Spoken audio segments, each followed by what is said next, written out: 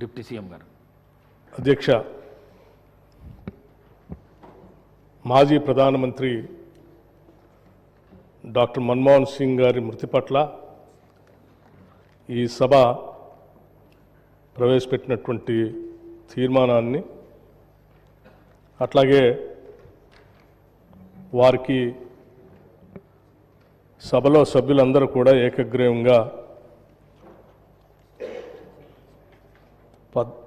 వారికి గుర్తింపుగా ఒక విగ్రహ ఆవిష్కరణ కార్యక్రమాన్ని చేపట్టాలని,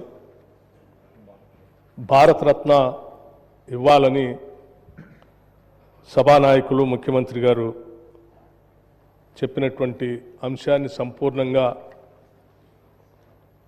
మద్దతు ఇస్తూ వారి మృతి పట్ల తీవ్రమైనటువంటి విచారాన్ని వ్యక్తపరుస్తూ ఉన్నాను అధ్యక్ష. అట్లాగే శోకార్తులైన వారి కుటుంబ సభ్యులు కూడా నా ప్రగాఢమైనటువంటి సానుభూతిని తెలియజేస్తూ ఉన్నాను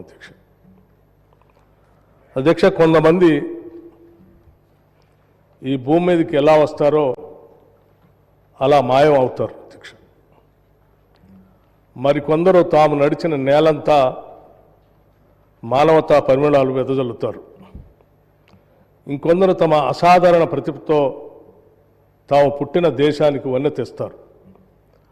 అటువంటి అరుదైన అసామాన్యమైన మహామనిషి డాక్టర్ మన్మోహన్ సింగ్ గారు. వారు ఈ దేశంలో చేపట్టినటువంటి అనేక పదవుల్లో ప్రతి పదవికి వన్నె తెస్తూ ఆ తీసుకున్న ప్రతి బాధ్యత నుంచి కూడా ఈ దేశాభివృద్ధి కోసం కఠినమైన నిర్ణయాలు తీసుకున్న సంగతి కూడా మనం అందరం ఈ సందర్భంగా గమనంలో తీసుకోవాల్సినటువంటి అవసరం ఉంది అధ్యక్ష. వారు సరళీకృత ఆర్థిక విధానాలతో ఈ దేశ సంక్షోభ కాలానికి ఆర్థిక సమతుల్యాన్ని పరిపుష్టి చేసి ఈ దేశం ఒక బలమైన ఆర్థిక శక్తిగా ప్రపంచ దేశాల్లో నిలబెట్టారు అని చెప్పడంలో ఎటువంటి అతిశయోక్తి లేదు అధ్యక్ష. గ్లోబలైజేషన్ కానీ, లిబరలైజేషన్ కానీ, లేకపోతే ఈ దేశానికి సంబంధించి గ్లోబల్ ట్రేడ్కి ఈ దేశ ద్వారాలు తెరిచి ప్రపంచంలో భారతదేశాన్ని గొప్పగా నిలబెట్టినటువంటి ఒక గొప్ప ఆనాటి ఆర్థిక శాఖ మంత్రులుగా, దేశ ప్రధానిగా వారు తీసుకున్న నిర్ణయాలన్నీ కూడా ఉపయోగపడుతున్నాయని చెప్పడంలో ఎటువంటి సందేహం లేదు అధ్యక్ష. కేవలం ఈ దేశ ఆర్థిక విధానాలకు మాత్రమే సంబంధం కాకుండా ఈ దేశంలో ఉన్నటువంటి అనేక అసమానతల్ని, ఈ దేశంలో ఉన్నటువంటి సామాజిక పరిస్థితులను కూడా పూర్తిగా అవగాహన చేసుకొని వాటన్నిటికి కూడా అపారమైన సేవ చేసి చట్టాల ద్వారా ఈ దేశంలో ప్రజల్ని ధైర్యంగా నిలబెట్టినటువంటి వ్యక్తి కూడా డాక్టర్ మన్మోహన్ సింగ్ గారు అధ్యక్ష. దేశ సామాజిక రంగానికి వారు చేసినటువంటి సేవల్లో ఆనాడు యూపీఏ చైర్పర్సన్గా శ్రీమతి సోనియా గాంధీ గారి ఆధ్వర్యంలో దేశ ప్రధానిగా మన్మోహన్ సింగ్ గారు తీసుకున్నటువంటి కార్యక్రమాలు అనేక కుటుంబాలని దారిద్ర్యం నుండి బయటపడేయటమే కాకుండా పేద ప్రజల అభ్యున్నతి కోసం, సామాజిక రంగంలో భేదాభిక్కి ప్రజల సమున్నతి కోసం, వాళ్ళ హక్కుల కోసం అనేక చట్టాల రూపకల్పన చేసినటువంటి విషయాన్ని కూడా మనం అందరం గుర్తు చేసుకోవాల్సినటువంటి సందర్భం అధ్యక్ష. అందుకే ఆనాడు ఇప్పుడే సభానాయకులు చెప్పినట్టు వారు ఈ దేశంలో, ఈ దేశ పరిపాలనలో ఒక రకమైనటువంటి సమాచారాన్ని తీసుకోవాలంటే ఏ సామాన్యుడికి కూడా అందుబాటులో లేనటువంటి పరిస్థితుల్లో, ఎవరు ఊహించని రీతిలో సమాచార హక్కును 2005లో తీసుకొని వచ్చి ఒక సామాన్య పౌరుడు కూడా ఈ దేశంలో, భారతదేశంలో జరుగుతున్నటువంటి పాలనాపరమైనటువంటి విశేషాలు సంబంధించిన హక్కుని పొందేటువంటి విధంగా చట్టాన్ని తీసుకొని వచ్చారు అధ్యక్ష. అట్లాగే దేశంలో గ్రామీణ ప్రాంతాల్లో నివాసం ఉంటున్నటువంటి పేద ప్రజల అందరికీ కనీసం ఒక ఉపాధి అవకాశం దొరకాలనేటువంటి ఆలోచనతో తీసుకొచ్చినటువంటి మహాత్మా గాంధీ జాతీయ గ్రామీణ ఉపాధి హామీ పథకం కూడా ఈ దేశ గతినే మార్చేసిందని చెప్పడంలో కూడా ఎటువంటి సందేహం లేదు అధ్యక్ష. దేశవ్యాప్తంగా, ప్రపంచవ్యాప్తంగా ఎకనామిక్ క్రైసిస్ వచ్చినప్పుడు కూడా, రెసిషన్ వస్తే కూడా ఉపాధి హామీ పథకం ద్వారా కొన్ని వేల కోట్ల రూపాయల గ్రామీణ ప్రాంతాల్లో సర్క్యులేషన్లోకి రావటం వలన భారతదేశం అటువంటి ఎకనామిక్ రెసిషన్ బారిన పడకుండా కాపాడుకోగలిగామంటే ఆ చట్టమే ఉపయోగపడిందని చెప్పడంలో కూడా సందేహం లేదు అధ్యక్ష. అట్లాగే తరతరాలుగా అటవీ ప్రాంతంలో నివాసం ఉంటూ ఎటువంటి హక్కులు లేకుండా, ఆత్మగౌరవం లేకుండా బతుకుతున్నటువంటి వారందరికీ భూమిపైన హక్కును కల్పించి ఆత్మగౌరవంతో బతకడానికి తీసుకొచ్చినటువంటి అటవీ హక్కుల చట్టం కానీ, లేకపోతే అసంఘటిత కార్మికుల సామాజిక భద్రతా చట్టం 2008లో తీసుకొచ్చినటువంటి చట్టం కూడా ఇది పెద్ద ఎత్తున ఈ దేశంలో ఉన్నటువంటి వికలాంగుల సంక్షేమం కోసం, ఆరోగ్య భద్రత, గర్భిణ స్త్రీల రక్షణ కొరకు, వృద్ధులకు పెన్షన్ కోసం పెద్ద ఎత్తున ఈ చట్టం ఉపయోగపడిందని చెప్పడంలో మనందరికీ గుర్తు చేసుకోవాల్సిన అవసరం ఉంది అధ్యక్ష.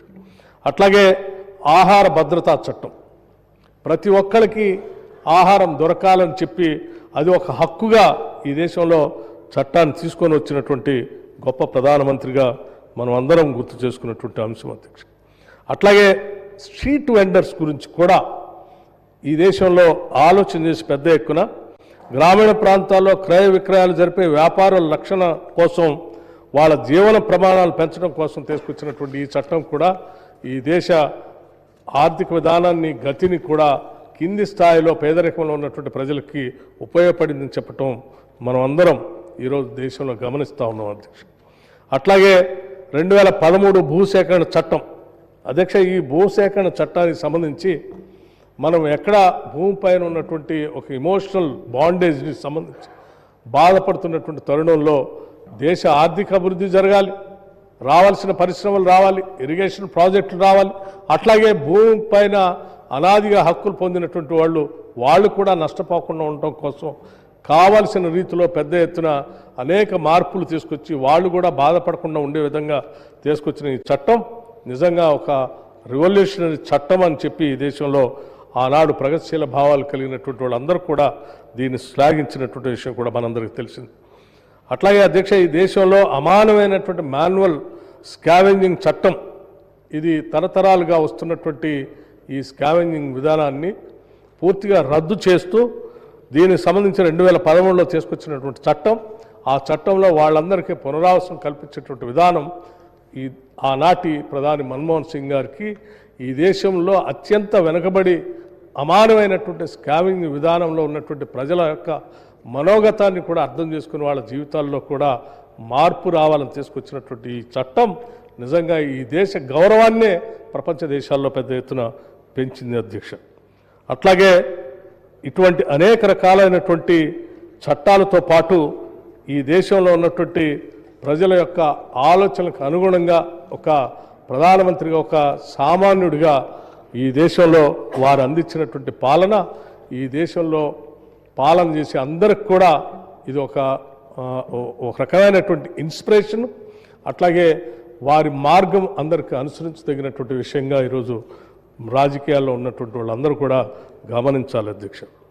అట్లాగే ఈ దేశంలో ఉన్నటువంటి ప్రజలందరికీ మన్మోహన్ సింగ్ గారు చేసినటువంటి సేవలు, వారు చూపించినటువంటి దార్శనికత ఎంత గొప్ప విషయమో అదే స్థాయిలో తెలంగాణ ప్రజలు మరీ మర్చిపోకుండా తీసుకున్నటువంటి వారు తీసుకున్న నిర్ణయం తెలంగాణ ప్రజలకి అత్యంత ఇష్టమైనటువంటి నిర్ణయం అధ్యక్ష. దశాబ్దాలుగా తెలంగాణ కోసం కొట్లాడుతున్నటువంటి ఈ ప్రజల యొక్క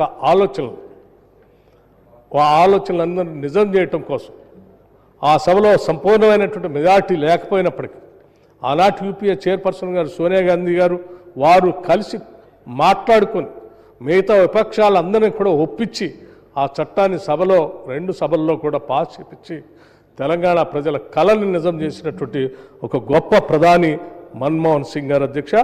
వారు చేసినటువంటి సేవను యావత్ తెలంగాణ ప్రజలందరూ కూడా తెలంగాణ రాష్ట్రం ఉన్నంతకాలం గుర్తు చేసుకుంటుందని చెప్పి ఈ సందర్భంగా మీ అందరికీ మనవి చేస్తూ ఉన్నాను అధ్యక్ష. అట్లాగే దేశంలో రైతుల పక్షాన పెద్ద ఎత్తున ఆలోచన చేసి ఈ దేశంలో రైతులు పెట్టుబడి కోసం వారు తీసుకున్నటువంటి రుణాలు భారమై అవి కట్టలేక డెట్ ట్రాప్లో పడుతున్నటువంటి పరిస్థితిని అర్థం చేసుకొని దేశవ్యాప్తంగా మొట్టమొదటిసారి రైతులు తీసుకున్నటువంటి రుణాన్ని మాఫీ చేసినటువంటి మొట్టమొదటి ప్రధాని కూడా డాక్టర్ మన్మోహన్ సింగ్ గారు.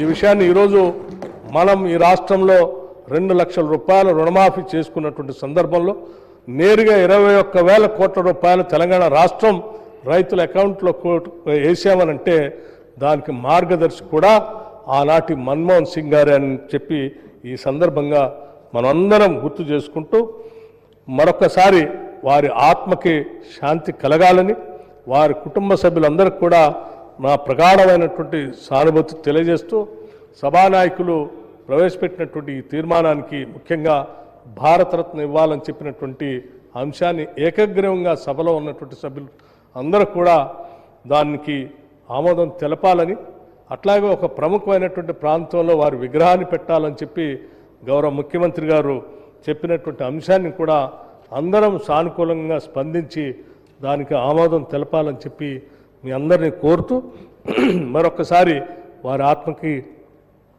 శాంతి కలగాలని, అటువంటి నాయకులు భారతదేశంలో పుట్టినందుకు మనం అందరం గర్విస్తూ ఈ దేశానికి వారు ప్రధానమంత్రిగా చేసి ఈ దేశాన్ని ఆర్థికంగా సామాజికంగా ప్రపంచ దేశాల్లో నిలబెట్టే విధంగా వారు చేసినటువంటి విధానాలన్నీ కూడా మనకు ఆదర్శంగా తీసుకొని ముందుకు పోదామని తెలియజేస్తూ నేను ముగిస్తా ఉన్నాను అధ్యక్ష. ధన్యవాదాలు. అసలైన తొలి వెలుగు. ఫాలో వాట్సాప్ @తొలి వెలుగు అఫీషియల్.